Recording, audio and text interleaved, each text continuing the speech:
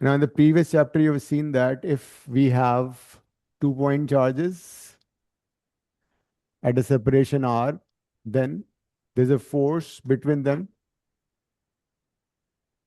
and the magnitude of the force is this, right? And it is a vector quantity, so we take care of direction also. अगर दोनों charges positive हैं, दोनों charges negative हैं, like charges हैं, forces would be repulsive. If the charges are unlike, the force would be attractive. Then we also define electric field. If there's a point charge, then all around it will have a space where other charges could experience a force. So that space surrounding a charge is called electric field, and electric field intensity अगर मुझे किसी point में निकालनी है तो हम क्या करते हैं, उस पॉइंट पे, suppose a P, I want to know what is electric field, I place a test charge which is very small in magnitude and positive in nature. फिर हम देखते हैं कि इस पे कितना फोर्स लग रहा है, उसकी डायरेक्शन क्या है. Then the force per unit charge will be nothing but electric field. So that's how we define electric field. तो मान लो Q और Q नॉट में सेपरेशन है स्मॉल r, तो इलेक्ट्रिक फील्ड बाय डेफिनेशन कितना हो जाएगा. Electric field would be F by Q naught. F is K naught by R square divide by Q naught. Q naught से Q naught cut जाएगा, and that's how you get the formula for electric field due to a point charge. तो अगर कोई point charge है तो उसकी वजह से electric field KQ by R square होता है. And it is also a vector quantity. It's very similar to force. Electric field is also vector quantity. तो हमने क्या किया था, हम पहले इलेक्ट्रिक फील्ड का मैग्नीट्यूड निकालते हैं और फिर डायरेक्शन देखते हैं. डायरेक्शन कैसे देखते हो, जिस पॉइंट पे इलेक्ट्रिक फील्ड निकालना है वहां पे एक पॉजिटिव चार्ज रख के देखो. जैसे यहाँ पे सपोज मुझे इलेक्ट्रिक फील्ड निकालना है, तो मैग्नीट्यूड तो यहाँ से आ जाएगा, फिर ये देखना है कि ये पॉजिटिव चार्ज इस पॉजिटिव से कहाँ जाएगा, तो ये इसको रिपेल करेगा.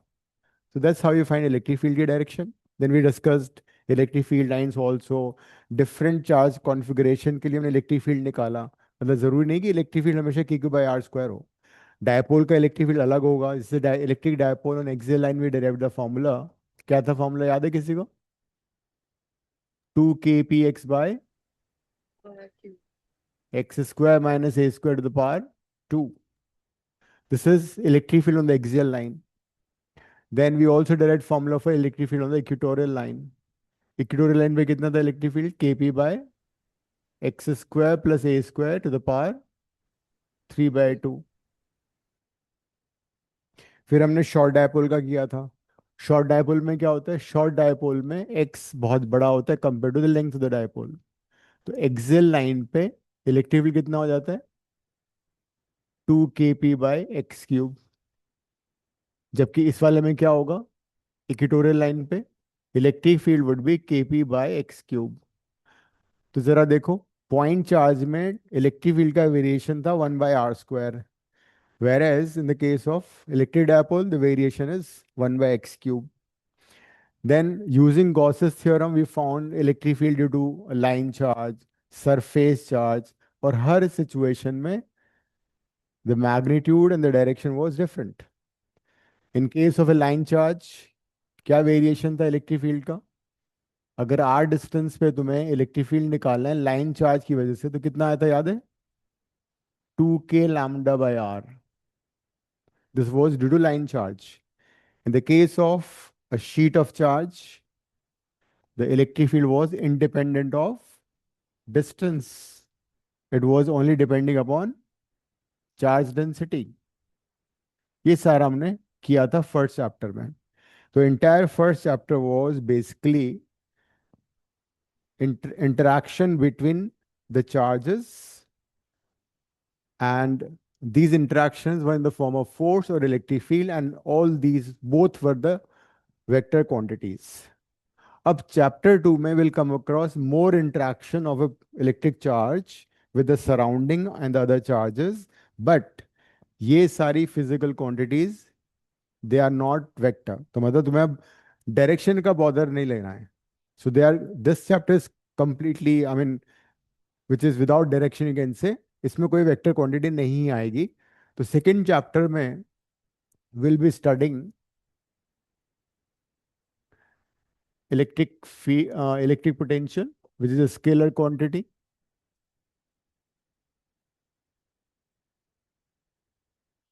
equipotential surfaces,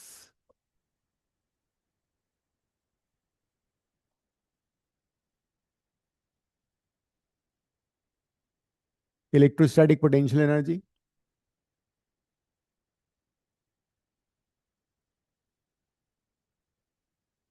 ये भी स्केलर क्वांटिटी है, of system of charges and capacitance. All these are scalar quantities. So while solving problems in electric potential, electrostatic potential energy, capacitance, direction का कोई रोल नहीं होगा. सबसे पहले हम बात करेंगे इलेक्ट्रिक पोटेंशियल की. What is electric potential? Electric potential is again interaction between two or more charges in the surrounding.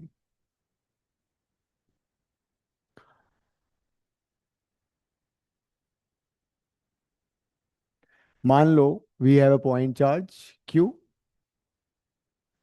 So we know that this point charge has a space all around it जहाँ पे दूसरे charges पे force लगेगा. अगर positive लाओगे charge इसके नज़दीक तो उस पे रिपल्सिव फोर्स लगेगा, नेगेटिव चार्ज लाओगे तो अट्रैक्टिव फोर्स लगेगा. तो suppose I try to bring a charge Q not from point A to B with constant speed. Suppose you want to bring a point charge q naught from point A to point B with constant speed. तो अभी क्या हो रहा है situation? जब point A पर charge Q not है तो क्यू नॉट पे क्या लग रहा होगा? फोर्स लग रहा होगा. And this force would be in this direction, है ना? इस डायरेक्शन में फोर्स लगेगा. तो अगर हम इस चार्ज क्यू नॉट पे फोर्स नहीं लगाएं तो ये दूर चला जाएगा. तो इसको पास लाने के लिए मेरे को, इसको इधर लाने के लिए मेरे को इक्वल एंड ऑपोजिट फोर्स लगाना पड़ेगा. This is the force applied by us. जितना इलेक्ट्रोस्टैटिक फोर्स ऑफ रिपल्शन इस पे लग रहा है उतना ही फोर्स पे इस डायरेक्शन में को लगाना पड़ेगा. तो जब इस पे फोर्स लगाएंगे तो क्या होगा? ये चार्ज मूव करेगा and in the process some work will be done and finally ये चार्ज बी पे आ जाएगा. बिकॉज जब तुम, जैसे कोई मास है, ग्रेविटी में जरा देखो, अगर कोई मास है जैसे पेन है, अगर इस पेन को मेरे को नीचे रखना है तो या तो एक तरीका तो मैं इसको छोड़ दूं तो क्या होगा? ग्रेविटी से एक्सेलेरेट करेगा और नीचे जाके गिर जाएगा. दूसरा तरीका है कि इस पेन को मैं, इस पर भी एमजी लग रहा है, उतना ही फोर्स में ऊपर लगाऊं और धीरे धीरे इसको नीचे रख दूं. ये तो होता है हमें किसी चीज को अगर टेबल पे रखना है, कहीं भी रखना है, तो हम ग्रेविटी फोर्स के इक्वल एंड ऑपोजिट फोर्स लगा के उसको रख देते हैं. तो सिमिलरली अगर मुझे इस चार्ज को पॉइंट ए से पॉइंट बी लाना है without accelerating it with uniform velocity, I need to apply equal and opposite force to the electric force so that ये चार्ज constant स्पीड से आए. And इस प्रोसेस में वर्क डन होगा. ठीक है, मान लो वर्क डन हो रहा है ये ए से बी लाने में, ये वर्क डन है. ये सारा नोट्स में मैंने लिखा हुआ है, वैसे यहाँ से समझ सकते हो. Work done in bringing charge Q not from A to B. Suppose charge A को बी तक लाने में हमें इतना वर्क डन करना पड़ा है.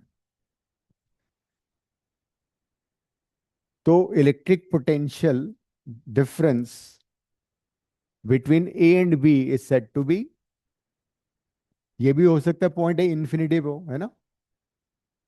अगर हम ये मान लें कि suppose point A is at infinity, हम चार्ज को सपोज इंफिनिटी से ला रहे हैं, ये तो पॉसिबल है. So if I bring the charge Q not from infinity to point B, so this would be work done in bringing charge q naught from infinity to b. Infinity का मतलब ये नहीं है कि अंटार्कटिका से जाके तुम चार्ज को ला रहे हो. फार ऑफ डिस्टेंस जहाँ पे इसका इन्फ्लुएंस नहीं है, ठीक है, that is the meaning of infinity. तो अगर हम इन्फिनिटी से इस चार्ज को ला रहे हैं, हमने इसको यूनिफॉर्म स्पीड से लाके विदाउट एक्सेलरेटिंग इट हमने चार्ज को बी पे रख दिया, and the work done is so much. तो इलेक्ट्रिक पोटेंशियल को बेसिकली वी से रिप्रेजेंट करते हैं। वी का मतलब क्या हुआ? Electric potential at B due to this charge. ये जो मेन चार्ज है इसकी वजह से हम इलेक्ट्रिक पोटेंशियल निकाल रहे हैं। Q naught unit positive charge हो सकता है, टेस्ट चार्ज हो सकता है, test charge is always positive. तो अगर हम इस चार्ज को फिक्स कर देते हैं, क्यू नॉट को इन्फिनिटी से विदाउट एक्सेलरेटिंग लाते हैं, और वर्क डन इतना करना पड़ रहा है, डब्ल्यू इन्फिनिटी टू बी, इसका मतलब है इन्फिनिटी से बी तक ला रहे हैं। तो electric potential at a point is defined as work done in bringing a unit positive charge from infinity to a point।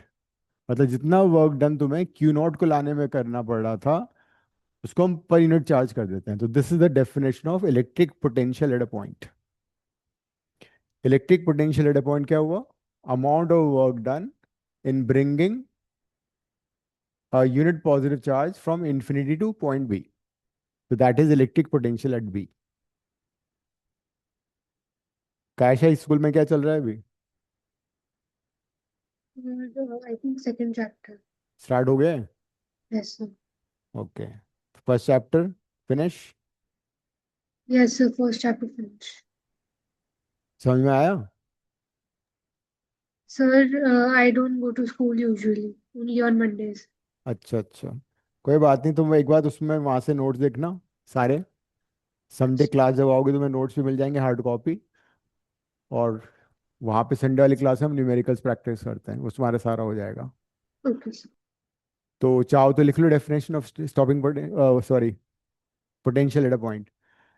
क्या बात है Divya, thank you so much. तुम क्लास, मैंने कहा जरूरी था, because you must have done it from the no their YouTube videos, but still why to miss? Fashion तो वैसे ही फैशन है, उसमें क्या करना है ज्यादा तुम्हें? रट्टा मारना होता है, मेरा 2 पेज बचा हो। कर लोगे, हो जाएगा। लिखो, electric potential, electric potential at a point, electric potential at a point is defined, is defined as work done, as work done in bringing a unit positive charge from infinity to that point।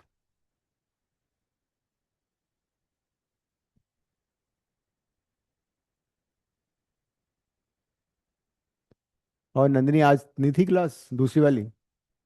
नहीं sir, तो मैं आज भी stay back था आपका school में। अच्छा अच्छा, तुम आ गई फिर भी टाइम पे।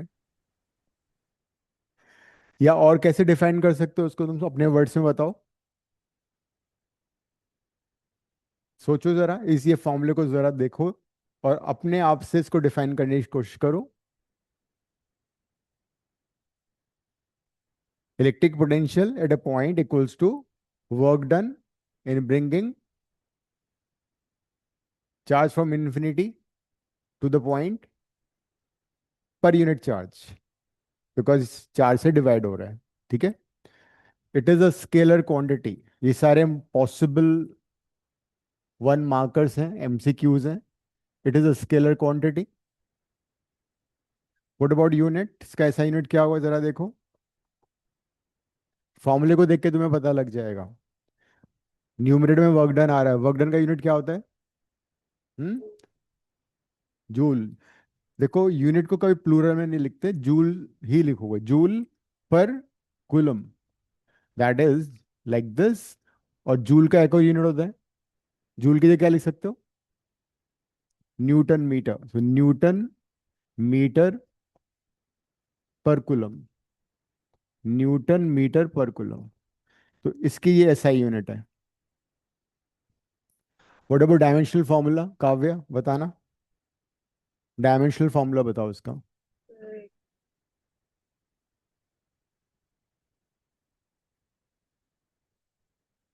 नंदिनी बताएगी, नंदिनी बॉन्ड है डायमेंशंस में। न्यूमरेटर में वर्क डन आ रहा है, वर्क डन होता है फोर्स इंटू डिस्टेंस। फोर्स सबको मालूम है, m1 L1 T-2, and distance से मल्टीप्लाई कर दो। T-2 यस, तो work done is A m1 minus L2 1 T-2 divide by charge which is a into T. AT। क्योंकि कुलम इज नॉट ऐसा unit, coulomb की जगह हम a इंटू टी यूज करेंगे। सर A into T या A, अच्छा नहीं क्या A। a इंटू टी करोगे ना, because charge is current into time. तो m1 L2 T-3 a-1, so that is the dimensional formula for the potential। सबसे important बात है कि electric potential is scalar quantity.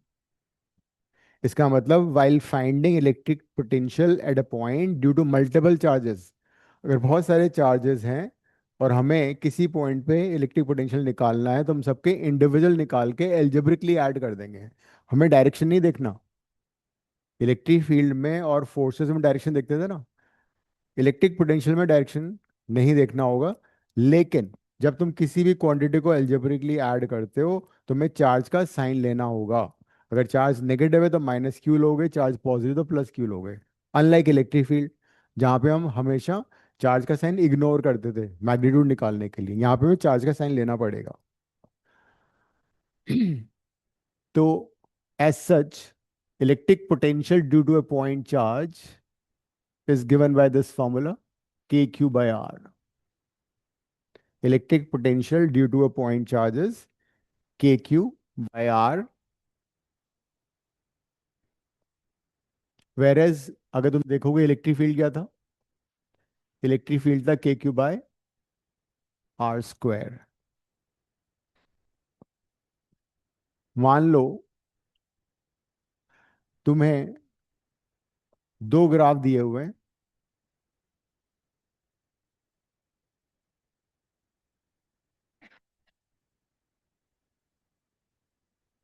यहाँ पे r=1 है। टेल मी कौन सा ग्राफ इलेक्ट्रिक फील्ड का है, कौन सा इलेक्ट्रिक पोटेंशियल का है,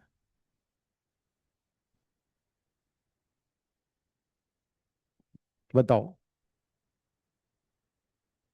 सृष्टि। सर सेकंड वाला इलेक्ट्रिक फील्ड, हम्म सेकंड वाला। जब r की वैल्यू 1 होगी तो दोनों इक्वल है, इसलिए पॉइंट इंटरसेक्शन आ गया है ना। लेकिन अगर मैं आर को अगर 2 सब्स्टिट्यूट करता हूँ, r2 यहाँ पे कहीं होगा, तो ये होगा kq/2, जबकि ये कितना हो जाए kq/4। तो कौन सा कम किसी वैल्यू आ रही है, electric field. Electric field is varying faster, decrease हो रहा है फास्टर। अगर मैं आर की वैल्यू 2 ले लूँ, तो ये होगा kq/4, ये होगा kq/2, मतलब इलेक्ट्रिक फील्ड का ग्राफ होना चाहिए ग्राफ नंबर 2, और पोटेंशियल का कौन सा होगा, ग्राफ नंबर 1। जब आर की वैल्यू 1 से ज्यादा होगी तो इलेक्ट्रिक फील्ड डिक्रीज करेगा फास्टर पेस पे, बिकॉज में आर स्क्वायर आ रहा है।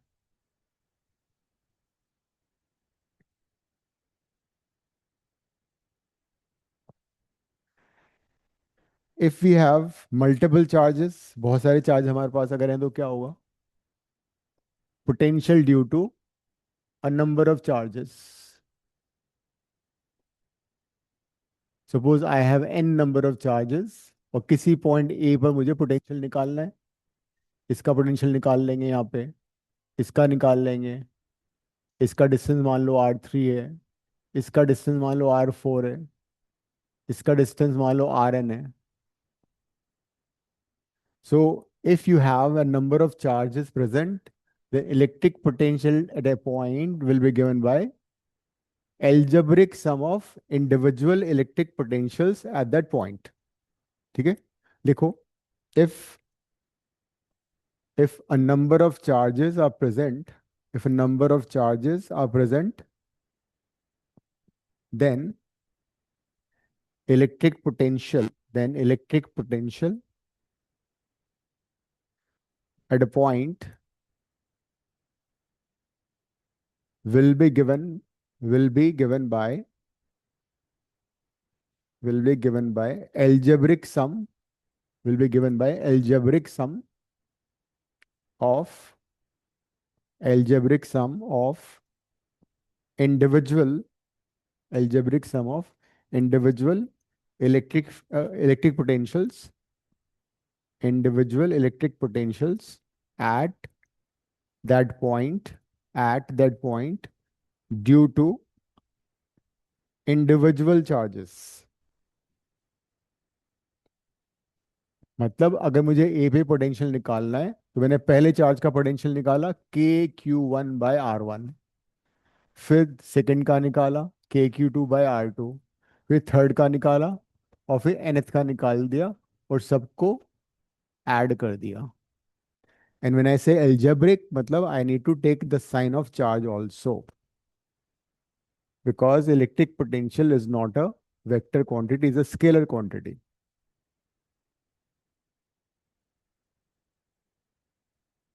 इसको तुम चाहो तो ऐसे भी लिख सकते हो, summation i is equal to 1 से i equal to n KQI/RI. I को 1 डाला, प्लस लगाया, फिर आई को 2 सब्स्टिट्यूट किया, फिर प्लस लगाया, फिर आई को 3 सब्स्टिट्यूट किया एंड सो ऑन. तो जब भी हमें मल्टीपल चार्जेस की वजह से इलेक्ट्रिक पोटेंशियल निकालना होगा तो हम इनको एल्जेब्रिकली ऐड कर लेंगे इंडिविजुअल निकाल के.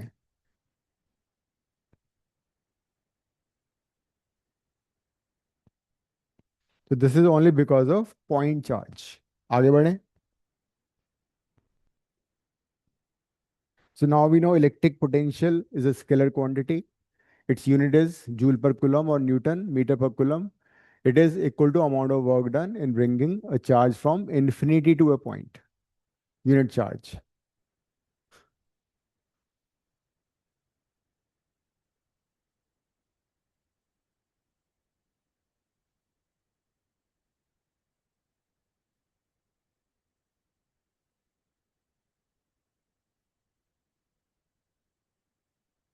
Question करते हैं. Suppose there is a charge which is 4 microcoulomb. इसको name कर लो A. Another charge B which is minus 10 microcoulomb. This distance is 2 meter. There is a point C which is at 1 meter. Question is, there is no charge at C. Question is, potential at A, potential at B, and potential at C. Find electric potential at A, electric potential at B, and electric potential C. कर लो. Find electric potential at A, B, and C. पहले A पे find करो. There's no hurry, take your own time.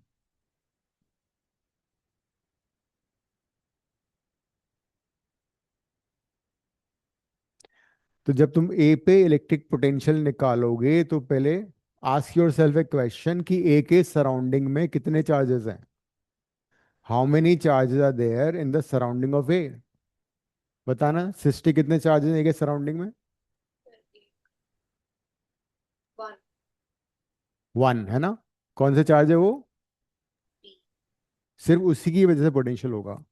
So electric potential at A will be simply because of electric potential at A because of B. इसकी वजह से होगा. सी पे तो कोई चार्ज ही नहीं है.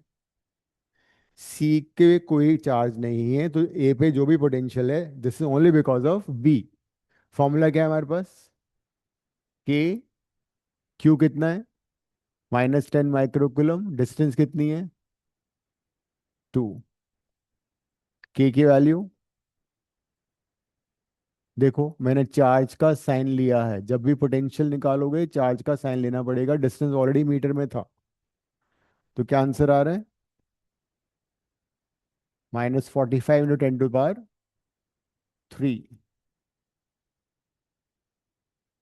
यूनिट वोल्ट और जूल पर कुलम. तो now you have 3 unit, 1 volt, 1 joule per coulomb और 1 newton metre per coulomb. All three represent the same thing.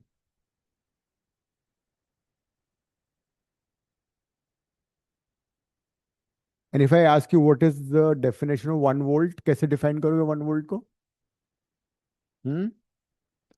1 volt कैसे डिफाइन करोगे? डेफिनेशन हमें रटनी नहीं है, सिर्फ फॉर्मूला याद करो। तुम्हें मालूम है वर्क डन क्या होता है? वर्क डन होता है work done upon charge, sorry potential. तो potential is work done upon charge. तो अगर हम मान लें that W is 1 joule, Q is 1 coulomb, तो वी कितना हो जाएगा? 1 वोल्ट।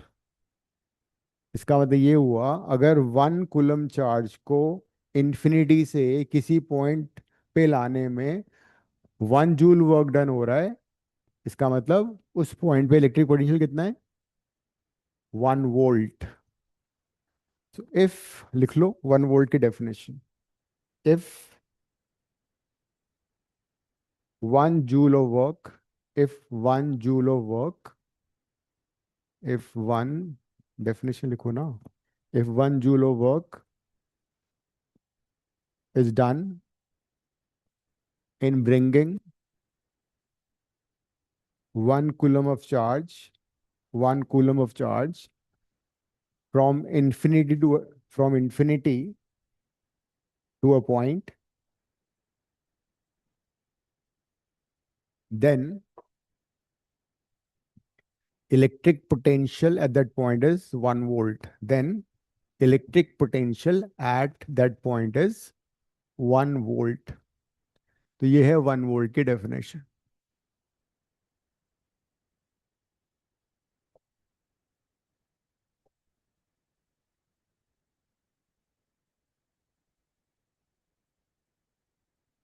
तो ये तुम्हारा आंसर आ चुका है। अब एट बी निकालो। Find net electric potential at B.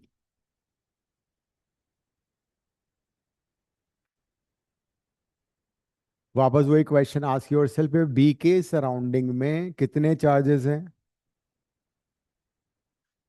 B की सराउंडिंग में कितने चार्जेस हैं? उन सब का इलेक्ट्रिक पोटेंशियल निकाल के ऐड कर दो।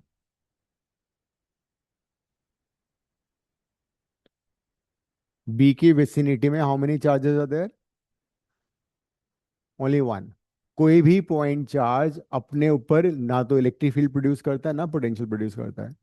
तो -10 माइक्रोकुलम का अपने ऊपर कोई पोटेंशियल नहीं होगा। -10 माइक्रोकुलम का अपने ऊपर कोई इलेक्ट्रिक पोटेंशियल नहीं होता। Just just forget this. So whatever electric potential at B is, it is because of A. And कितना होगा के? चार्ज कितना है? 4 माइक्रोकुलम, डिस्टेंस 2 मीटर। सब्स्टिट्यूट कर दो वैल्यूज, आंसर आ गया।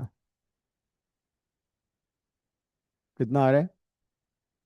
18 × 10⁻³ नेक्स्ट पार्ट करो। नंदिनी वाला चैप्टर तो नहीं आ रहा ना? आ रहे आ रहा है ये भी? टू आ रहे। चलो ठीक है। काव्या तो कूल है, इसका कोई टेस्ट वेस्ट नहीं है। जुलाई में टेस्ट है, मस्त है ये। कब सो जाती है क्लास टाइम में कभी तो ये। सी पे निकालो। सी के इस विसिनिटी में कौन कौन चार्जेस हैं? दो चार्जेस, दोनों का निकाल के ऐड करना है। ठीक है, कर लो। सो सी पे जब तुम पोटेंशियल निकालोगे तो सी पे किसकी वजह से आएगा? सी पे आएगा ए की वजह से, सी पे आएगा बी की वजह से। Electric potential at C will be due to A and due to B both.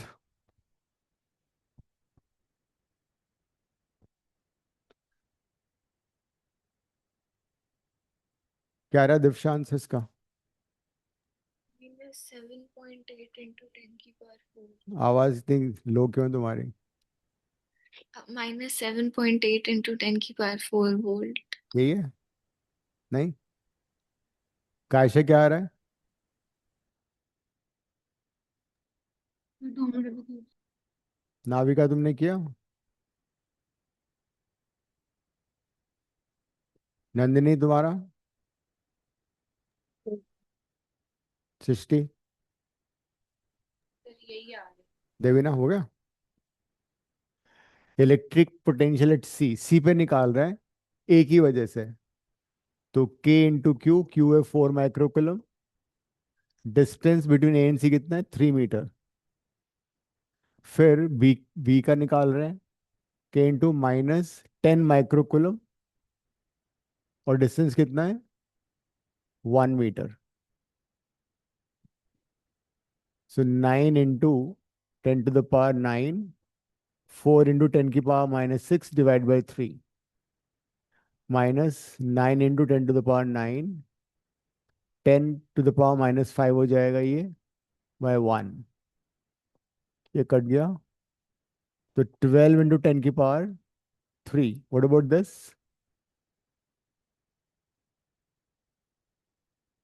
तो इसको मैं लिख दूं 90 इंटू 10 टू द पावर 3, तो -78 इंटू 10 टू द पावर 3, तो -7.8 10 टू द पावर 4 वोल्ट। यही है।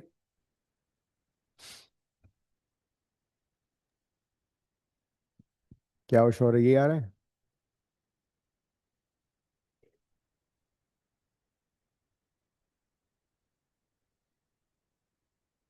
तो इलेक्ट्रिक पोटेंशियल में डायरेक्शन का बॉदरेशन खत्म हो चुका है। सिर्फ ये ध्यान रखना है कि चार्ज अगर नेगेटिव है तो नेगेटिव लोगे, चार्ज पॉजिटिव तो पॉजिटिव लोगे, दैट्स इट। और कुछ नहीं करना है। Suppose we have a system of two charges. This is 144 microcoulomb, and this is -169 microcoulomb. इन दोनों के बीच का सेपरेशन मान लो 5 मीटर है। क्वेश्चन लिखो। In the given diagram, in the given diagram, locate a point. In the given diagram, locate a point where net electric potential is 0. So can you repeat the question? In the given diagram, locate the point where net electric potential is 0.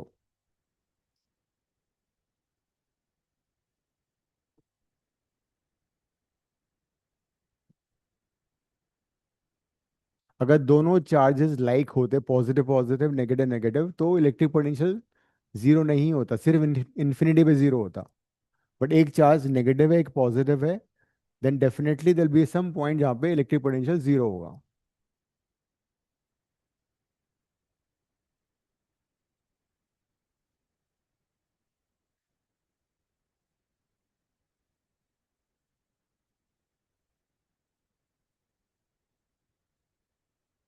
अब ये बताओ, वो point जहाँ पे electric potential zero होगा वो कहाँ होगा?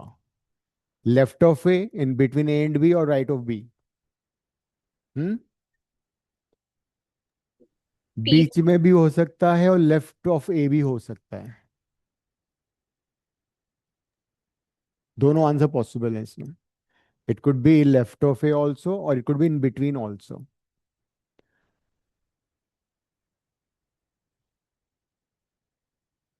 देखो, अगर मैं यहाँ पे पॉइंट ले लेता हूँ P at a distance x, जहाँ पे नेट पोटेंशियल जीरो है। नेट पोटेंशियल जीरो का मतलब potential at P because of A plus potential at P because of B equals to 0। Use करो, x की वैल्यू निकालो। Potential at P because of A, इस पे हम इसका पोटेंशियल निकाल लेंगे, और इस पे हम इसका पोटेंशियल निकाल लेंगे। KQ/R फॉर्मूला यूज कर लो।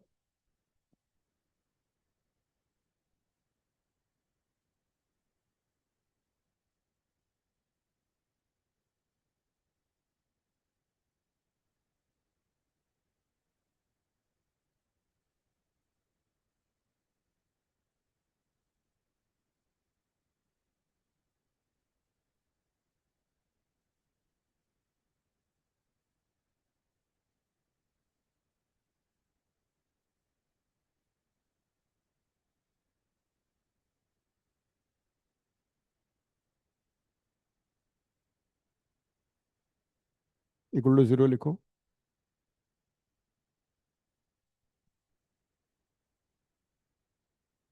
पी पॉइंट पे ए का पोटेंशियल कितना होगा? के। क्यू कितना है? 144 माइक्रोकुलम। और इसका डिस्टेंस पी से कितना है? एक्स। फिर K into minus sign 169 microcoulomb divide by B का डिस्टेंस कितना है? 5 + x इज इक्वल टू 0। मैंने के की वैल्यू नहीं डाली बिकॉज वो कॉमन आगे कट जाएगा। इसको कॉमन ले लो। 144/x minus 169/5 + x। ये तो राइट साइड में जाके 0 हो जाएगा। तो ये कैलकुलेशन बहुत गंदी आ रही है। कोई बात नहीं, सर्फ एक्सेल है हमारे पास।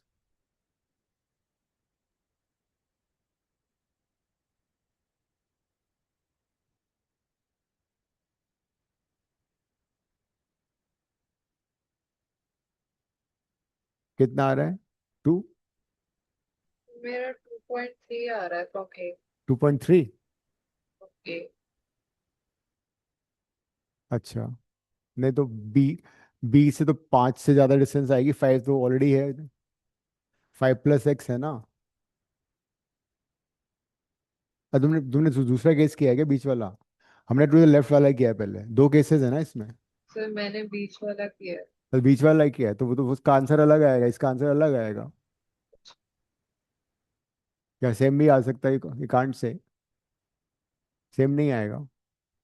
हाँ ये क्योंकि मैंने कितना? 5 - x लिया है।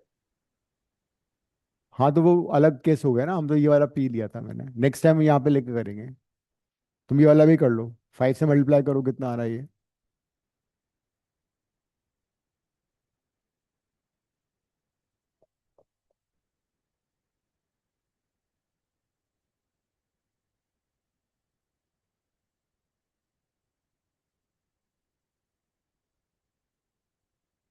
तो 169x माइनस 144x।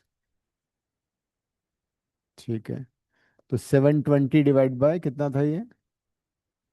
25। 5।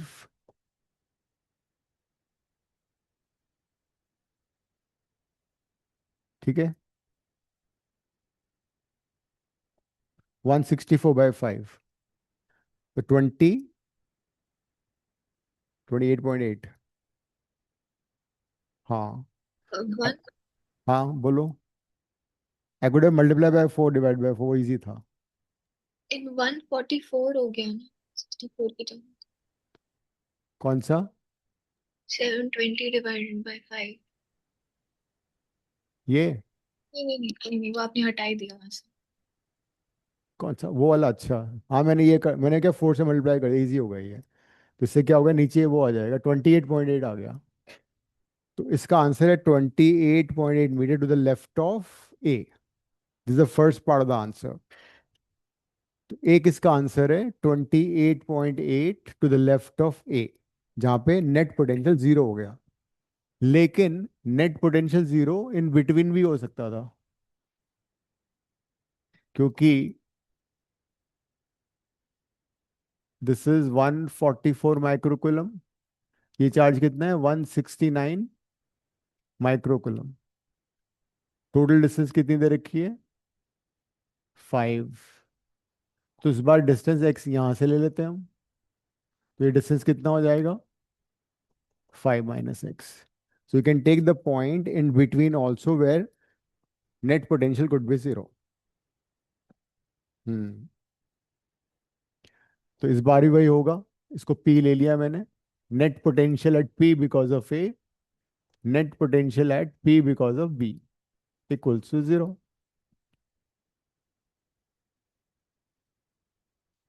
इसको भी सॉल्व कर लो। तो there be two answers. Potential के केस में जब भी दोनों चार्जेस अनलाइक होंगे, देयर बी 2 पॉइंट्स जहां पे नेट पोटेंशियल 0 होगा। एक होगा इन बिटवीन और दूसरा होगा आउटसाइड द स्मॉलर चार्ज। लिख लेना। न्यूट्रल पॉइंट यहां नहीं आएगा, यहां पे कभी पॉसिबल नहीं है, बिकॉज ये चार्ज बड़ा है मैग्नीट्यूड में। लिखो। Whenever whenever there are whenever there are two unlike charges, whenever there are two unlike point charges, point where electric potential will be zero, point where electric potential will be zero, will be in between the two charges, in between the two charges, and outside the charge which is smaller in magnitude, outside the charge which is smaller in magnitude. तो जिस charge का magnitude छोटा होगा उसके left में आएगा या in between आएगा. अब वीपी कितना होगा, के इंटू 144 माइक्रोकुलम बाय डिस्टेंस कितना है, एक्स है. दूसरा हो जाएगा के charges minus 169 microcoulomb divide bye कितना डिस्टेंस है, 5 माइनस एक्स. ये सारा कट जाएगा कॉमन आके, तो 144 by x is equal to 169 5 minus x. फिर इसको क्रॉस मल्टीप्लाई करके सॉल्व कर लो.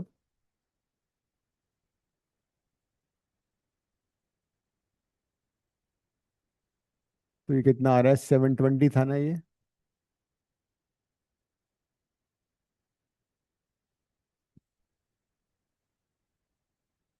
ये दोनों ऐड हो जाएंगे तो 720 डिवाइड बाई कितना आ रहा है ये, one 313. 313 2.31. 2. 31. So this time the point where potential is zero lies in between the two charges and it is 2.32 meter to the right of A. और अगर किसी ने लेफ्ट बी से लिया है एक्स को तो उसका आंसर होगा 5 माइनस 2.32, उसका आंसर आएगा 2.68. ठीक है, हो गया सभी का. नंदिनी, सृष्टि, कायशा कर लिया. Yes, sir. कोई डाउट है तो पूछ लेना.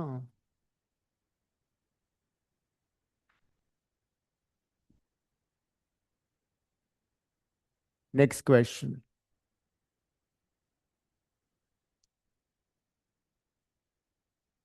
Suppose this is an equilateral triangle और इसके वर्टिसेस पे चार्ज रखे हुए हैं लाइक दिस, को नेम कर लो A B C. Question is find net potential at A and net electric potential at its centroid or the center. In the given diagram, find net electric potential at A vertex A and net electric potential at the centroid. अपना answer के term में छोड़ देना, ठीक है.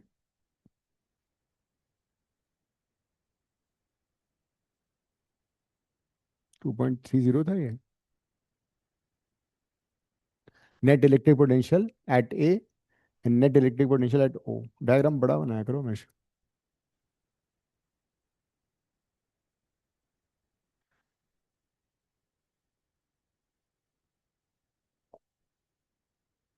First part A पे करो पहले.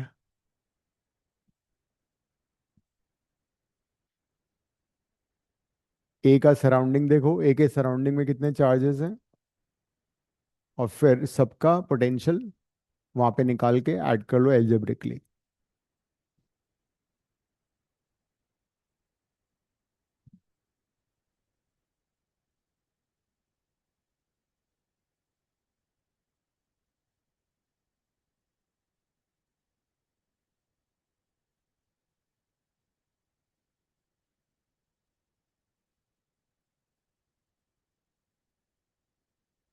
तो ए पर पोटेंशियल किस किस का होगा, electric potential at A will be due to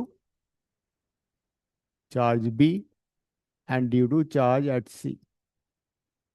so electric potential at A due to B कितना होगा, ए पे जो चार्ज है वो अपने आप पर कोई फील्ड प्रोड्यूस नहीं करेगा, कोई पोटेंशियल नहीं करेगा, ठीक है, इसकी वजह से होगा। फॉर्मूला है के क्यू बाई आर, डिस्टेंस कितना है ए। सिमिलरली इसका डिस्टेंस कितना है, इसका भी ए है। And the best part is charge positive है and potential is a scalar quantity, I don't have to add it, direction ही देखना है मेरे को। ये आंसर आ गया। So net potential at, in fact this would be the net potential at all the vertices, क्योंकि सिस्टम आइडेंटिकल है ना, सिस्टम इज आइडेंटिकल, बी पे भी इतना ही पोटेंशियल आएगा, सी पे भी इतना ही पोटेंशियल आएगा, पूरा का पूरा सिस्टम सेम है, आइडेंटिकल है। ओ पे निकालो।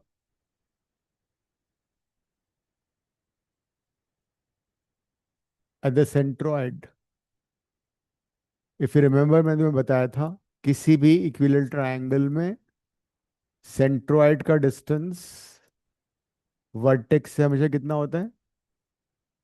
A/√3। ये रिजल्ट याद करो, बहुत काम आएगा। अगर side of the triangle is a, then the distance of centroid from any vertex is a by root 3. So potential at centroid O would be potential at O because of charge at A, potential at O because of B, and potential at O because of C.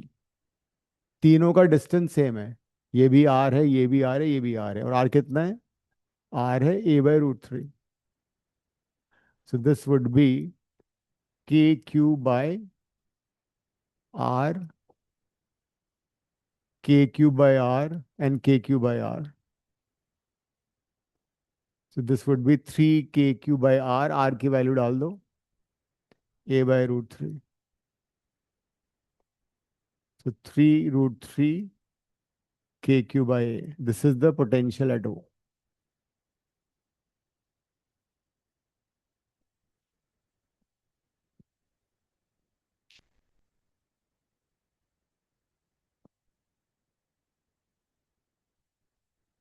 ठीक है, all clear सभी को, सृष्टि, नाविका हो गया।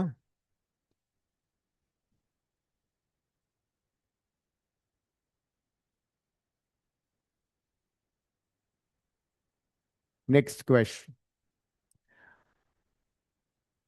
this is electric dipole, system of two equal and opposite charges, and the length of the dipole is 2a. This entire length is 2a. So this is A, this is B. Question is find electric field at a point P which is at a distance x from the center of the dipole on its axial line. लिखो, find electric potential, find electric potential at point P situated at distance x from the center of the dipole, from the center of dipole as shown in figure. लिख लिया? Find electric potential at a point on the axial line at a distance x from the center of dipole as shown in figure. Diagram बना लो।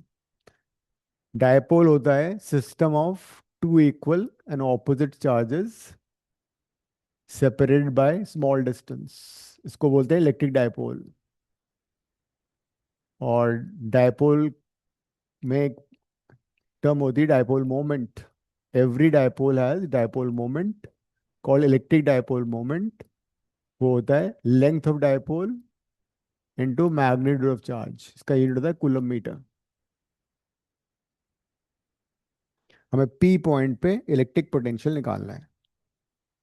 तो तुम्हारे पास दो point charges हैं, दोनों का electric potential निकालो और फिर उनको एल्जेब्रिकली ऐड कर दो।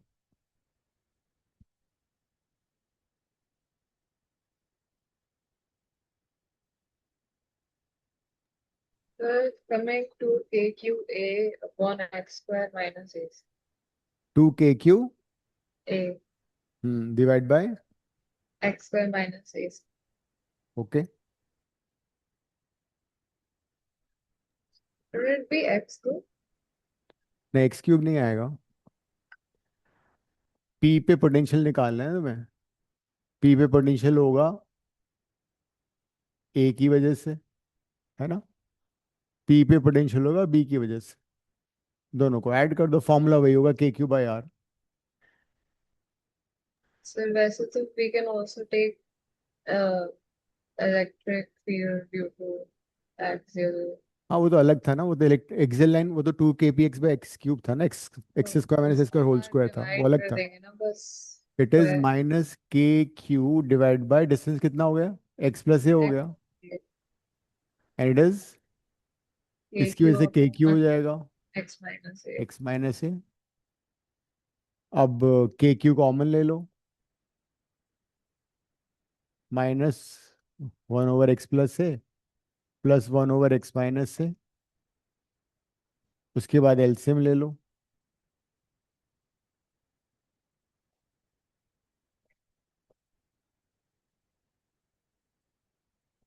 x+a into x-a. तो -x+a plus x-a. x cut जाएगा तो KQ इंटू 2a हो गया ना, divide by x² minus a². लेकिन what is 2a into q? 2a into q is dipole moment. 2a into q is electric dipole moment. That means on the axial line formula मिल गया हमें, KP/x² minus a². और direction क्या होगी इसकी, काव्य? Direction of VP. Where it's scalar quantity. क्या बात है. सही है. It is scalar quantity, no direction. और लेकिन अगर शॉर्ट डायपोल होता तो, शॉर्ट डायपोल का मतलब हुआ डायपोल की length is less compare to distance, तो फिर a² नेग्लेक्ट कर देंगे, है ना. तो P पॉइंट पे आएगा KP/x². यहां पे एक चीज नोटिस करो तुम, पॉइंट चार्ज में वेरिएशन ऑफ इलेक्ट्रिक पोटेंशियल क्या था. अगर कोई पॉइंट चार्ज है तो इलेक्ट्रिक पोटेंशियल डिस्टेंस के साथ कैसे वेरी कर रहा था, 1/r. KQ/R, है ना. अभी तो किया है तुम लोगों ने. तो for a point charge variation of distance and the potential is 1/r. V is proportional to 1/r point charge में. लेकिन डायपोल में क्या हो रहा है, डायपोल में variation of potential with distance change हो गया है. It is proportional to 1/r². X की जगह ने आर लिख दिया. कहने का मतलब इलेक्ट्रिक डायपोल में पोटेंशियल डिक्रीजेस फास्टर. क्वेश्चन आ सकता है, explain that potential diminishes faster in the case of electric dipole compare to point charge. Explain. तो दोनों का फॉर्मूला लिख दोगे. पॉइंट चार्ज का ये है डायपोल वेरिएशन, डायपोल में वेरिएशन ये है. अगर मैंने डिस्टेंस डबल किया तो यहाँ पे पोटेंशियल आधा हो जाएगा, जबकि यहाँ पे डिस्टेंस डबल करने में पोटेंशियल 1/4 हो जाएगा. So in the case of electric dipole, potential diminishes faster. ये था axial line. Now the perpendicular bisector to the dipole is called equatorial line also. ये तो सबको समझ में आ गया ना.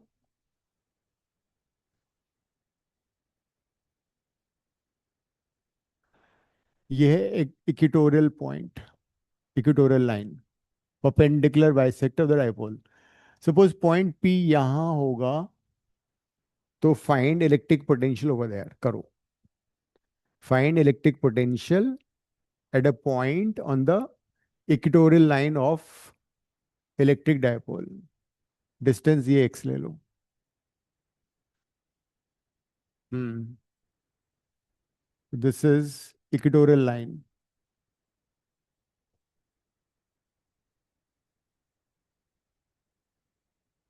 This is equatorial line. So electric field due to electric dipole on equatorial line of dipole.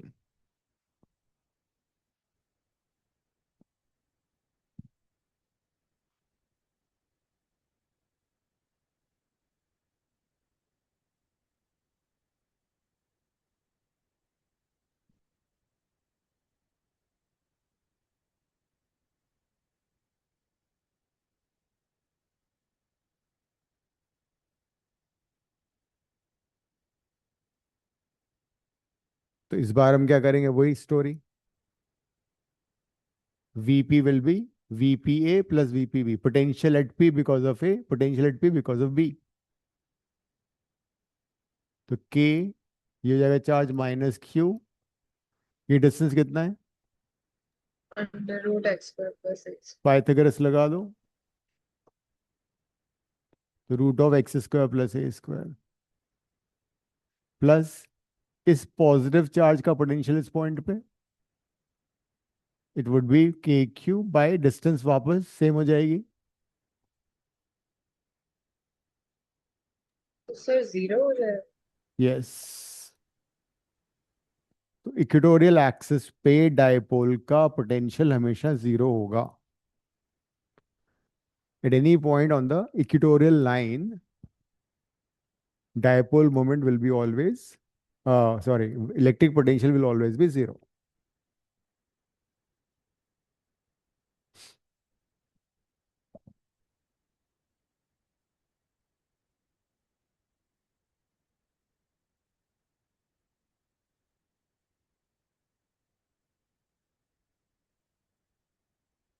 मान लो एक इलेक्ट्रिक डायपोल है, उसमें पॉजिटिव चार्ज रखा हुआ है एट ए पॉइंट से ए कॉमा 0 0. नेगेटिव चार्ज रखा हुआ है एट ए पॉइंट माइनस ए कॉमा 0 0. इसका मतलब समझ रहे हो क्या है?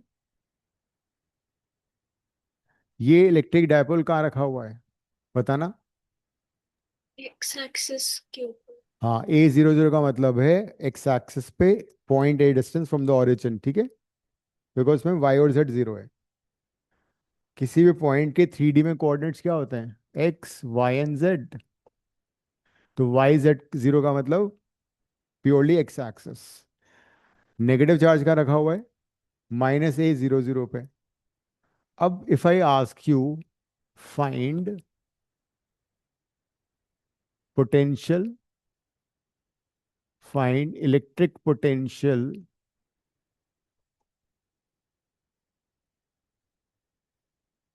Eight a point, first part.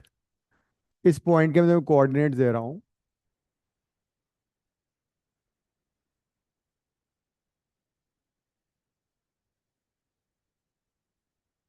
0 5 A 0.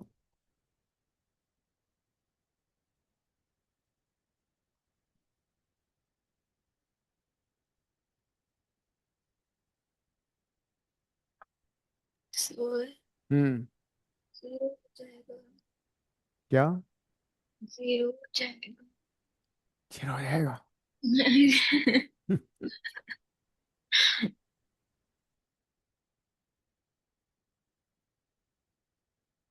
इसका थोड़ा डायग्राम बनाओ. 3D में तुम वैसे मास्टर हो.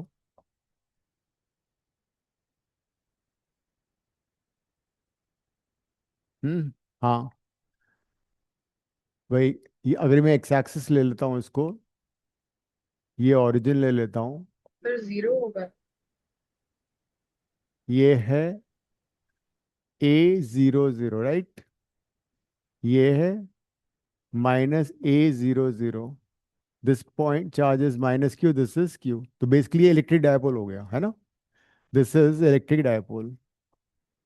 ये एक इलेक्ट्रिक डायपोल है. ये वाई एक्सिस है और ये मान लो ये जेड एक्सिस है, ठीक है। डायग्राम बना लो एक बार।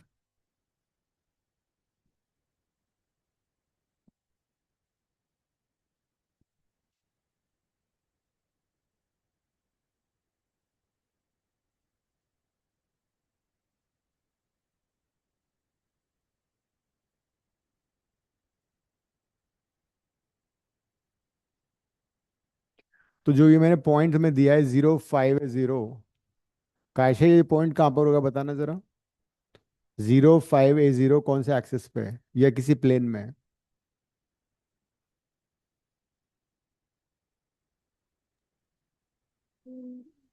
हम्म। x 0 है, y 5 है और z भी 0 है। इसका मतलब it is purely y axis. This point lies on the y axis, this point is basically on the y axis which is 0, 5 a 0। तो अगर तुम इसको डिस्टेंस फॉर्मूले से भी करोगे, इक्वेटोरियल लाइन हो गई, है ना। ये base y axis, since dipole x axis पे रखा हुआ है तो y एक्सिस इक्वेटोरियल एक्सिस हो गया। अगर ये बात समझ में नहीं आती तुम डिस्टेंस फॉर्मूला लगाओगे, तब नहीं, डिस्टेंस 0 नहीं आएगी, डिस्टेंस दोनों इक्वल आएंगे ना, ये डिस्टेंस निकाल लोगे using the distance formula. Distance between two point कैसे निकलता है? x2 - x1 whole square, y2 - y1 whole square, z2 - z1 whole square. तो अगर तुम ये यूज करके भी डिस्टेंस निकालोगे, दोनों में सेम डिस्टेंस आएगी। जरा बताना कितना डिस्टेंस होगा ये। अगर तुम उसको डिस्टेंस फॉर्मूले से निकाल दो कितना आंसर आएगा ये? √6 a²। 0 - a का होल स्क्वायर a² हो गया, 5a - 0 का होल स्क्वायर 25a² हो गया, 0 - 0 0 हो जाएगा, तो 26, √26a आएगा। ये डिस्टेंस भी √26a आएगा वैसे, ठीक है। तो कहने का मतलब this y axis basically equatorial axis of the dipole, hence potential will be 0। 0, 5 a 0 lies on the equatorial axis of the dipole, hence electric potential would be 0। ठीक है, सबको समझ में आ गया? नाविका, लिखो अपने आंसर। तुम बोलती तो कुछ हो नहीं, तुम्हारी आवाज नहीं आती, स्पीकर खराब है क्या है? हाँ लिख दिया, ठीक है। ये मुंह बंद करके बात करती है। Energy save. अब मैं सेकंड पार्ट दे रहा हूँ इस क्वेश्चन का। Suppose the point is 0, 3a 2a।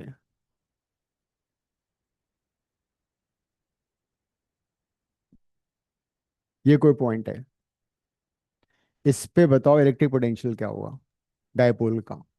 तब भी 0 ही होगा। देख लो, तुम बाद में मत बोलना वो क्या हो गया ये, मैं सो गई सर, थी।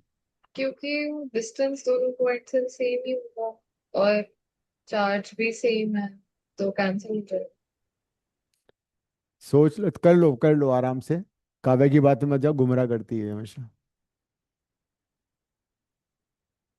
This time the point is 0, 3a, 2a।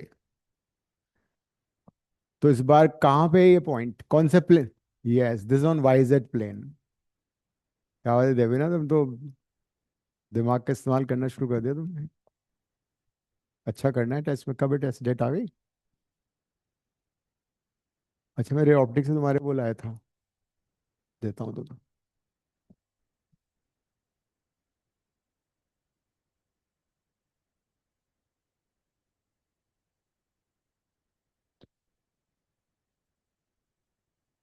मैंने मंगाया था एक्सेट्री ऑप्टिक्स का, देखो।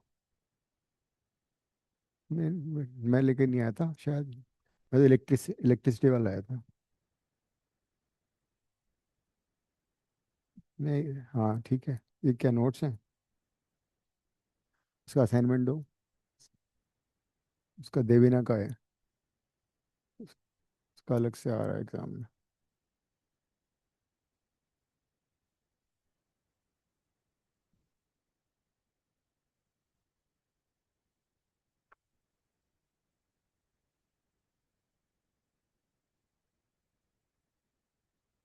देखो, ये तो असाइनमेंट है, सारे क्वेश्चंस हैं आईएससी और उसके सारे जरूर कर लेना। Plus these are the notes, इसमें सारे डेरिवेशंस हैं पूरे रे ऑप्टिक्स के।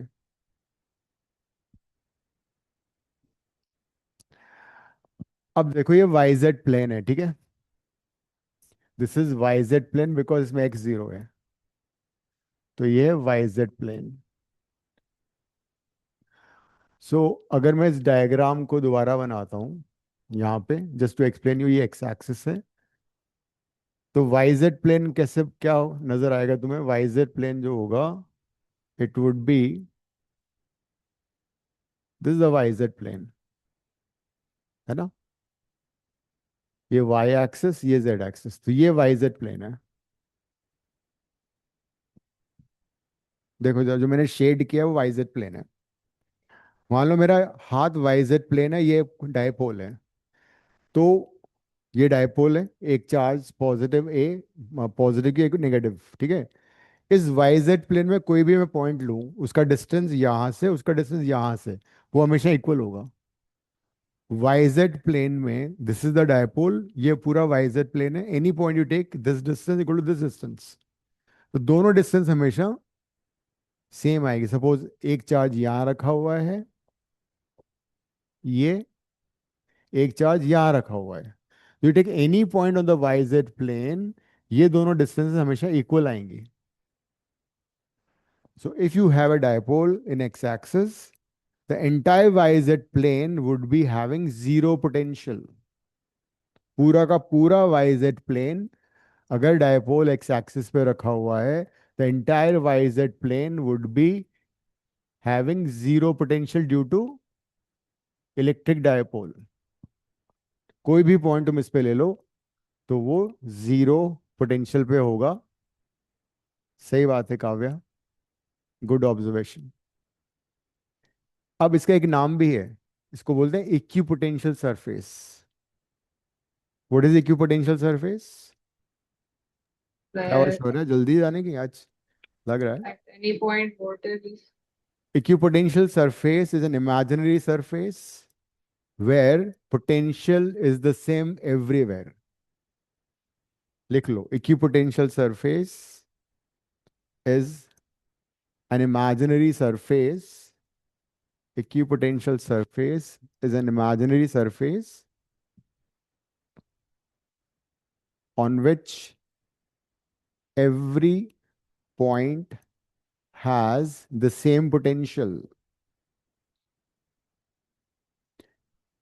On which every point has the same potential। In fact यहाँ तो जीरो पोटेंशियल है हर जगह, बट अगर पोटेंशियल सेम भी होगा ना थ्रू आउट एवरीवेयर, इल बी इक्विपोटेंशियल सरफेस। तो अगर कोई डायपोल एक्स एक्सिस पे रखा हुआ है तो पूरा वाई जेड इक्विपोटेंशियल होगा। अगर डायपोल वाई एक्सिस पे होता तो क्या होता? अगर डायपोल वाई एक्सिस पे होता तो एक्स जेड प्लेन इक्विपोटेंशियल बन जाता। अगर डायपोल जेड एक्सिस पे होता तो एक्स वाई प्लेन इक्विपोटेंशियल बन जाता। तो ये एमसीक्यू में आ सकता है, केस स्टडी में भी आ सकता है। तो जो भी प्लेन डायपोल को बाइसेक्ट कर रहा है, परपेंडिकुलर बाइसेक्टिंग प्लेन होगा, वो हमेशा इक्विपोटेंशियल होगा, जीरो पोटेंशियल पर होगा। तो अब तक जो हमने कहानी पढ़ी वो समझ में आ गई। अगर हम चार्ज को ए से बी मूव करें,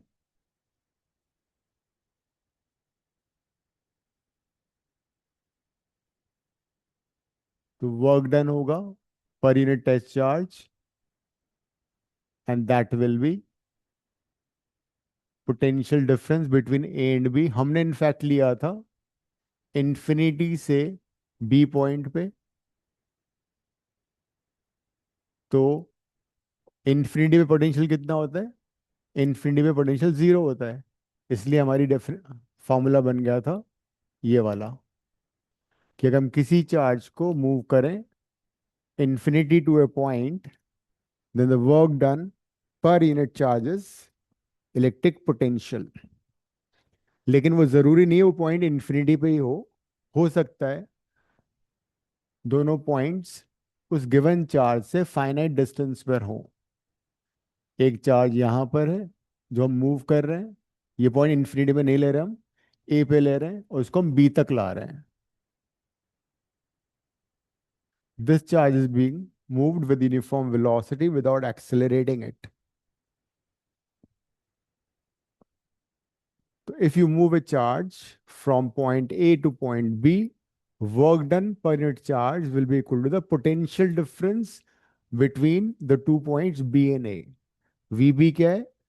VB है potential at B इस चार्ज का. What is VA? Potential at A because of this charge.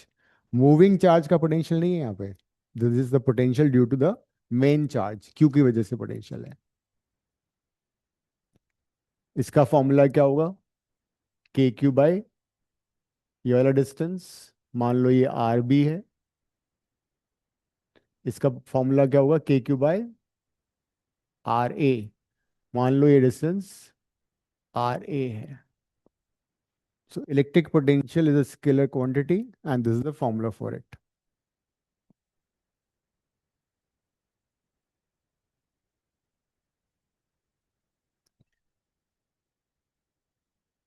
इसको थोड़ा रीअरेंज करते हैं.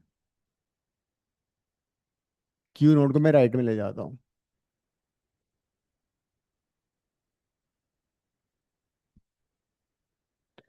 तो इस फॉर्मूले को यूज करके हम वर्क डन भी निकाल सकते हैं. अगर हमें सपोज किसी चार्ज को मूव किया, Q not is a moving charge जिसको हम मूव कर रहे हैं.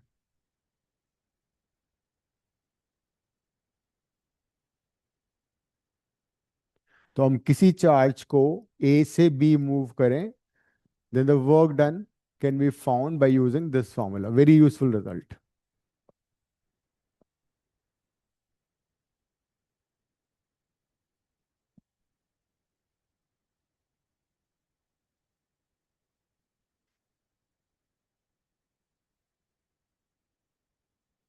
इसको तुम चाहो तो ऐसे भी लिख सकते हो. Q M moving charge, V final minus V initial. If you move a charge Q M from initial point to final point, work done कितना होगा? The moving charge potential at the final point minus potential at initial point. ऐसे भी हम इसको solve कर सकते हैं. और else you can remember this also.